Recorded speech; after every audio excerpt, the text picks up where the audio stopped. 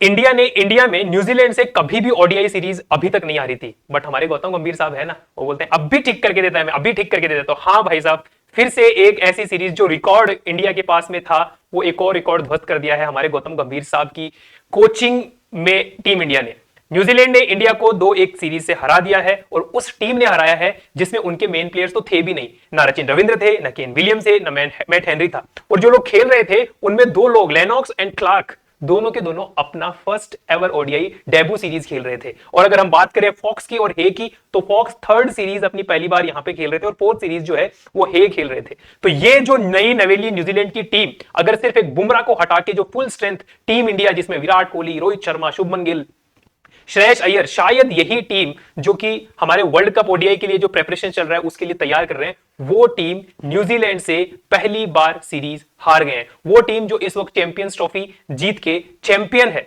वो टीम जो इंडिया के अंदर ऑस्ट्रेलिया के अगेंस्ट फाइनल खेली थी, वो टीम ने यहां पर ये कारनामा करके दिखाया है। अगर विराट कोहली के एफर्ट्स को छोड़ दें इस मैच में, तो मुझे लगा नहीं कि किसी भी बैट्समैन ने यहां पे कोई भी अपना थोड़ा भी इंटेंट शो किया था।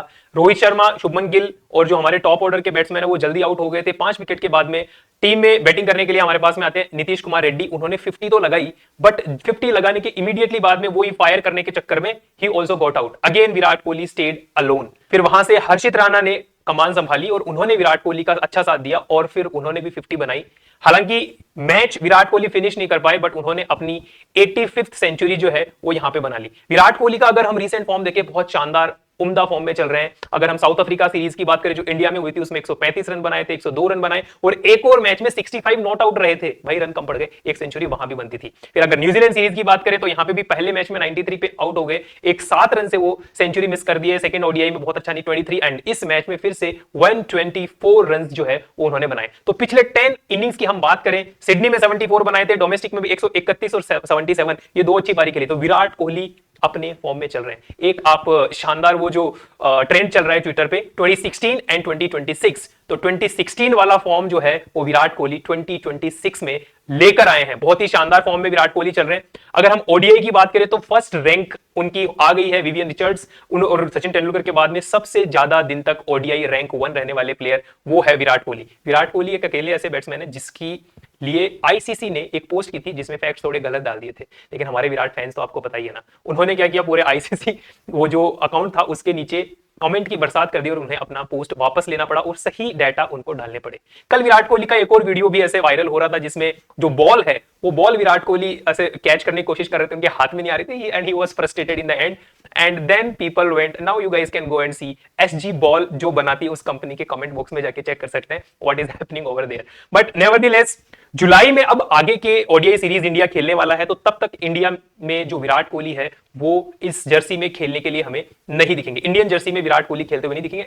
इवन आईपीएल में 2 महीने वो फिर भी बैटिंग करते हुए हमें दिखाई देंगे, लेकिन जो रिकॉर्ड है वो बहुत ही मुश्किल है। जो 100 सेंचुरी का रिकॉर्ड है उसके लिए Virat Kohli has to play at least 40 ODIs, और वर्ल्ड कप के लिए पहले क्या इतने ओडीआईज हो पाएंगे वो एक देखने वाली बात होगी। तो आगे अगर हम बढ़े, उसके बाद जब हमने विराट कोहली की बात कर ली तो फिर रविंद्र जडेजा की बात कौन करेगा। जो बेस्ट कर रहा है उसकी बात कर ली, तो जो वर्स्ट कर रहा है उनकी बात कौन करेगा। रविंद्र जडेजा, इंडिया में उन्होंने लास्ट टाइम जब सेंचुरी मारी थी, सेंचुरी छोड़ो जब 50 भी मारी थी, तो उस वक्त मनमोहन सिंह देश के प्रधानमंत्री थे। सचिन रमेश तेंदुलकर अभी भी टीम इंडिया के एक्टिव प्लेयर थे।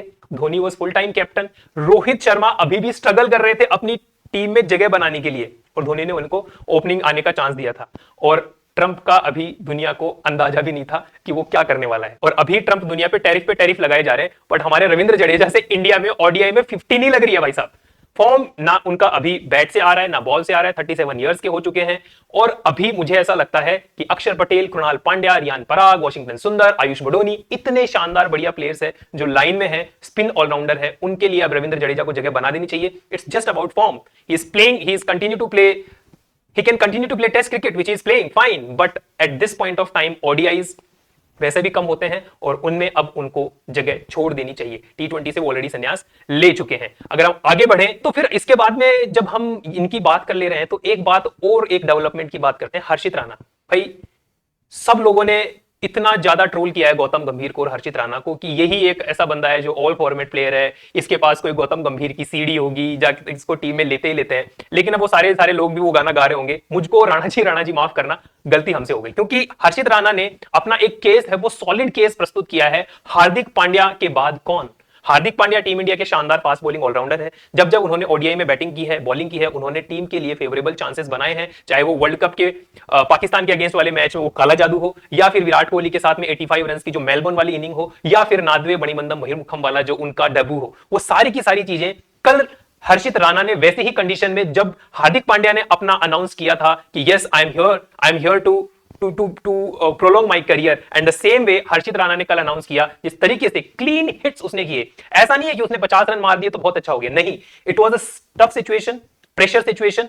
उस सिचुएशन में जो क्लीन हिटिंग हर्षित राणा कर रहे थे, that was fantabulous, fantastic. Nitish Kumar Reddy definitely he also played well yesterday, but अगर हम ओवरऑल चांसेस देखें, ओवरऑल परफॉर्मेंसेस देखें, जितनी अपॉर्चुनिटीज मिली उनको देखें, तो Harshit Rana is doing really well. Harshit Rana as a bowler team में है और वो इस तरीके की बैटिंग पिछले 6-7 ओडीआईज में कंसिस्टेंटली कर रहे हैं। टेस्ट क्रिकेट में भी उन्होंने थोड़ा बहुत करके दिखाने की कोशिश की है।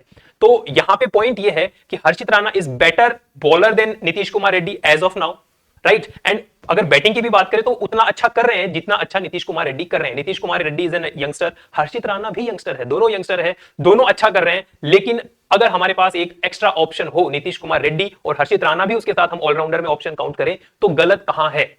There is nothing wrong about that. तो मुझे ऐसा लगता है कि नीतीश कुमार रेड्डी बहुत ही शानदार एक अल्टरनेटिव तैयार हो रहे हैं हार्दिक पांड्या के लिए, लेकिन हर्षित राणा भी उतना ही शानदार ऑप्शन हो सकते हैं in case Hardik Pandya and Harshit Rana both of them miss this out. अगर हर्षित राणा की इस बात करने के साथ में आगे हम बढ़े कि पूरे टीम में बाकी लोग क्या कर रहे हैं, बाकी लोग, रोहित शर्मा इस सीरीज में पर्टिकुलरली हम देखें तो फ्लॉप शो रहा है। कैप्टन गिल, उनको अभी अपनी कैप्टनसी इंप्रूव करनी पड़ेगी, मिडिल ओवर्स में विकेट्स कैसे निकाल के लेना है वो भी देखना पड़ेगा। कल 3 विकेट्स शुरू में डालने के बाद में न्यूजीलैंड को 338 रन बनाने देना, that was a big mistake. Daryl Mitchell and Philip दोनों ने सेंचुरी बनाई। डेरिल मिचेल ने तो इस सीरीज में बहुत ही शानदार प्रदर्शन किया, बहुत अच्छे रन बनाए, तीनों भी मैच में शायद उन्होंने सेंचुरी बनाई है, या 330 से ज्यादा उन्होंने रन इस सीरीज में बनाए। अर्शदीप सिंह जो है उनको कंसिस्टेंटली चांस देने चाहिए। अभी एक्सक्यूज हो सकता था कि वर्ल्ड कप के लिए उनको फ्रेश रख रहे हैं, बट अब आगे क्या? Shreyas Iyer has to do better. Champions Trophy में अच्छा खेले, उसका क्रेडिट आपको मिल चुका है, उसके लिए आपको मैन ऑफ द टूर्नामेंट मिल चुका था। अब आगे क्या? आगे अब आपको बहुत अच्छा करने की जरूरत है।